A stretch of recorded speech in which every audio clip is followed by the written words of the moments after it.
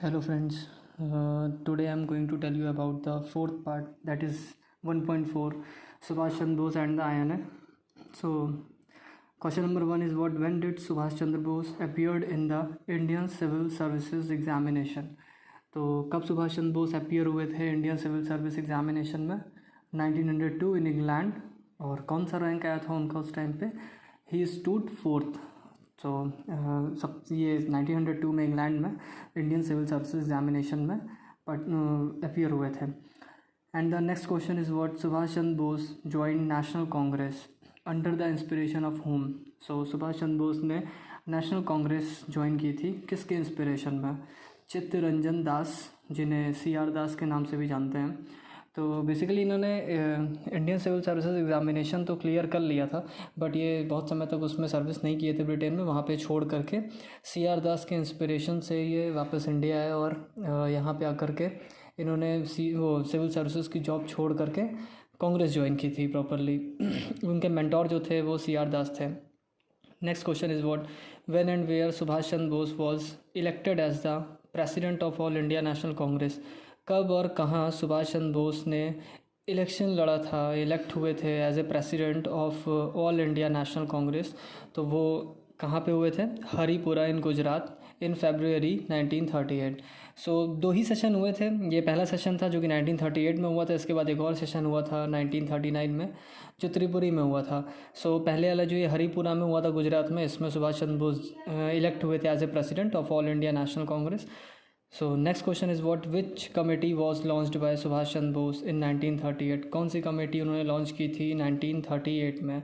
So national planning committee for drawing up a comprehensive plan of industrialisation. तो industrialisation के लिए उन्होंने comprehension एक कमेटी बनाई थी जिसे नेशनल प्लानिंग कमेटी बोला गया था. So to lead the economy of nation, इसलिए उन्होंने ये फॉर्मेशन किया था नेशनल प्लानिंग कमेटी का. Next question is what who was defeated in the presidential election against Subhash Chandra Bose at Tripuri session? जैसा मैंने कि अभी थोड़ी देर पहले बताया कि 2 ही सेशन हुए थे, एक त्रिपुरी में हुआ था, एक हरिपुरा में हुआ था. सो त्रिपुरी सेशन में उन्होंने किसको हराया था और कितने वोट से हराया था? सो पत्तावी सीतारमैया, जो कि गांधी जी के एक साथ के थे, वो गांधी जी ने उन्हें एज ए ओपोनेंट खड़ा किया था सुभाष चंद्र बोस को के अगेंस्ट में. तो पत्तावी सीतारमैया को हराया था सुभाष चंद्र बोस ने 1580 to 1377 वोट से इन 1939 में.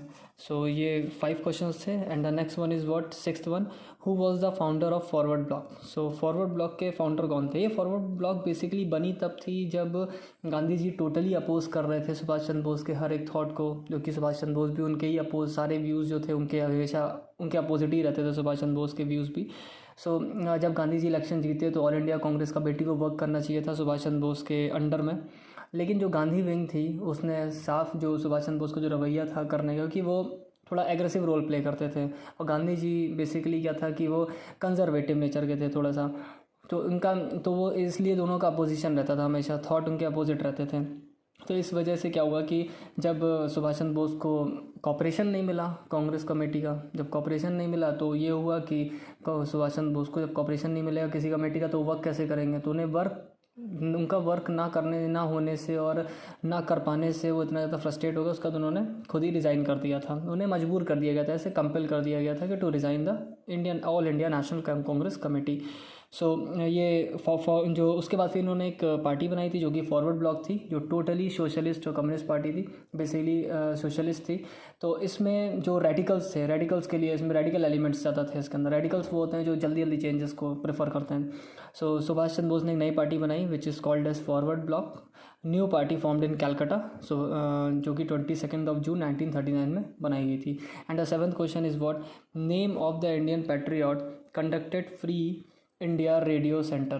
तो उस पैट्रियट का नाम बताना है, देशभक्त का नाम बताना है जिसने फ्री इंडिया रेडियो सेंटर या स्टेशन को कंडक्ट किया था. Which call from where the call was given to the Indians, जहाँ से कॉल इंडियंस को मिलती थी पूरे फ्री इंडिया रेडियो स्टेशन से. तो वो पैट्रियट का नाम क्या था, कौन थे वो Indian patriot? Nambiar. And the next one is what who was an exiled Indian revolutionary living in Singapore? वो कौन एग्जाइल्ड इंडियन रिवोल्यूशनरी लिविंग थे जो सिंगापुर में रहते थे? तो एग्जाइल्ड का मतलब ये होता है वो थे इंडियन बट रहते वहाँ पे थे प्रॉपरली, वो पले बड़े वहीं पे थे. रास बिहारी बोस रहते थे, इंडियन रिवोल्यूशनरी थे बट रहते वो सिंगापुर में थे। And the next question is what was decided to form during the Bangkok conference of June 1942 by assembled revolutionary. क्या डिसाइड किया गया था बैंकॉक कॉन्फ्रेंस जो जून में हुई थी 1942 में असेंबल्ड रिवोल्यूशनरीज के थ्रू? तो वहाँ पे डिसाइड किया गया था कि इंडियन नेशनल आर्मी फॉर्म की जाए, जो कि रास बिहारी बोस जैसे कि फाउंडर थे इंडियन इंडिपेंडेंट लीग के। तो सब कुछ कंबाइन करके प्रॉपरली कंबाइन करके, और इंडियन लीजन जो थी, इंडियन लीजन और इंडियन इंडिपेंडेंट लीग सबको कंबाइन करके इंडियन नेशनल आर्मी बनाई गई, जो कि कैप्टन मोहन सिंह के हेल्प से, मतलब उनका भी एक सपोर्ट रहा वहाँ पे, उनके हेल्प से बनाई गई रास बिहारी बोस के थ्रू। तो इंडियन नेशनल आर्मी बनाई गई वहाँ पे, आज़ाद हिंद फौज, वहाँ पे डिसाइड हुआ कि आज़ाद हिंद फौज बनाई जाएगी, Indian National Army. Next question is what who handed over the leadership of Indian National Army to Subhash Chandra Bose. किसने लीडरशिप हैंड ओवर की थी सुभाष चंद्र बोस को इंडियन नेशनल आर्मी की? वो थे रास बिहारी बोस, उन्होंने की थी, क्योंकि Rash Behari Bose as a president थे उस समय पे सुभाष चंद्र बोस से पहले, और कैप्टन मोहन सिंह उसे कमांडर जनरल थे। तो ये चीज़ ज़रूर याद रखना फ्रेंड्स की जो इंडियन नेशनल आर्मी थे उसके फॉर्मर जो थे कैप्टन वो मोहन सिंह थे कमांडर जनरल, और जो प्रेसिडेंट थे वो रास बिहारी बोस थे। बाद में उन्होंने हैंड ओवर कर दिया था ऐसे सुभाष चंद्र बोस को एज ए कॉल्ड नेताजी, उन्हें नेताजी भी बोला था रास बिहारी बोस ने। And the next question is what where did Subhash Chandra Bose founded the head quarter of INA। कहाँ पे सुभाष चंद्र बोस ने हेड क्वार्टर बनाया था INA का? वो दो जगह पे था बेसिकली, एक रंगून में और दूसरा सिंगापुर में, Rangoon and Singapore. And the next question is what the most famous declaration of Netaji was. सबसे फेमस डिक्लेरेशन उनका क्या था? सभी को पता होगा, तुम मुझे खून दो मैं तुम्हें आज़ादी दूंगा, you give me blood I will give you freedom. So ये उनका सबसे फेमस डिक्लेरेशन था नेताजी का। And the next question is what 13 question when did the first trial of the INA soldier started. सबसे पहला ट्रायल INA सोल्जर्स का कहाँ पे शुरू हुआ था? नवंबर 1945 में eight red fort in Delhi. नवंबर 1945 में रेड फोर्ट पे दिल्ली में हुआ था INA सोल्जर्स का सबसे पहला ट्रायल। तो वहाँ पे ट्रायल जो कर रहे थे, तो सबसे पहली बार ये ट्रायल देखा गया था, रेड फोर्ट पे कर रहे थे। तो बाद में फिर जितने भी पीजेंट थे, सब लोग थे वहाँ, जो भी इंडियंस थे, उन्होंने अपोजिशन किया कि ट्रायल नहीं होना चाहिए, INA अपने आप में बहुत स्ट्रॉन्ग है। तो वो इस ट्रायल के एकदम खिलाफ थे, उन्होंने बहुत अपोज़ किया। अपोज़ करने के बाद फिर ये ट्रायल रोक दिए गए थे, क्योंकि INA उन्होंने बोला कि जो सोल्जर्स हैं वो इटसेल्फ ही बहुत हैं, उन्हें उनके ट्रायल की कोई ज़रूरत नहीं है। So November 1945 at red fort in Delhi सबसे पहला ट्रायल हुआ था INA सोल्जर्स का। And the last question is what which British prime minister had to say that the INA movement was the swan song of Indian struggle for freedom.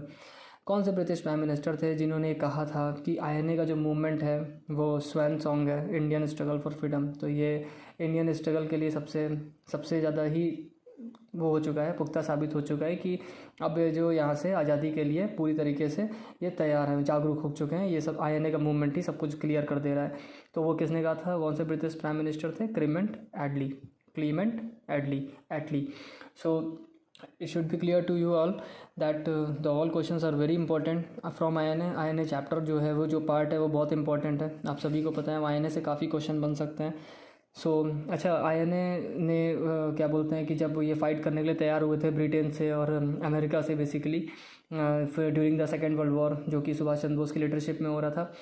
इस वक्त पे क्या हुआ, 15 अगस्त 1945 को INA को सरेंडर करना पड़ गया था, क्योंकि फिर 45 में तो आप सभी जानते हैं कि फिर जापान पे एटम बम गिर गया था। गिरने की वजह से जापान तो पूरा सरेंडर कर चुका था, और जापान के सरेंडर करने के बाद में कोई उम्मीद नहीं बची थी इनके लिए भी, नेताजी के लिए भी। 15 अगस्त 1945 को INA ने सरेंडर कर दिया था। उनके पास कोई फेट नहीं बची थी जीतने की, कोई उम्मीद नहीं रह गई थी। वो समझ गए थे अब यहाँ से हम हार जाएंगे। तो जितने भी सोल्जर्स थे, नियर अबाउट 45,000 सोल्जर्स जो कैप्टन मोहन सिंह को मिले थे, जो अरेस्ट हुए थे, तो वो सब भी रिलीज़ थे। वो सब सारे सोल्जर्स को उसका ब्रिटेन ने कि वो जेल कर दिया था, कब्जा कर लिया था, कब्जा बता रहा हूँ, बंद कर दिया था। ठीक है, तो उन्हें उसके बाद में ये सारे ही सोल्जर्स को जब ये प्रोटेस्ट हुआ नवंबर 45 में रेड फोर्ट में INA सोल्जर्स का जब ट्रायल हो रहा था, तब ये सारे ही सोल्जर्स को बाद में छोड़ा गया था कि इनको इतना ज़्यादा प्रोटेस्ट हुआ तो उनके पास कोई रास्ता नहीं बचा था ब्रिटिशर्स के पास में, तो उन्होंने फिर इन सारे सोल्जर्स को रिलीज़ कर दिया था। सो ये था आयन है। एंड फ्रेंड्स आप लोग पढ़ेंगे, आप लोग को बिल्कुल समझ में आएगा। एक्सप्लेनेशन ज़रूर सुने, बहुत इंपॉर्टेंट है। बहुत सारे क्वेश्चंस तो मेरे एक्सप्लेनेशन में ही आ जाते हैं जो आपको काफ़ी कुछ क्लियर कर सकते हैं और काफ़ी क्वेश्चंस आपको हेल्पफुल हो जाएंगे उससे।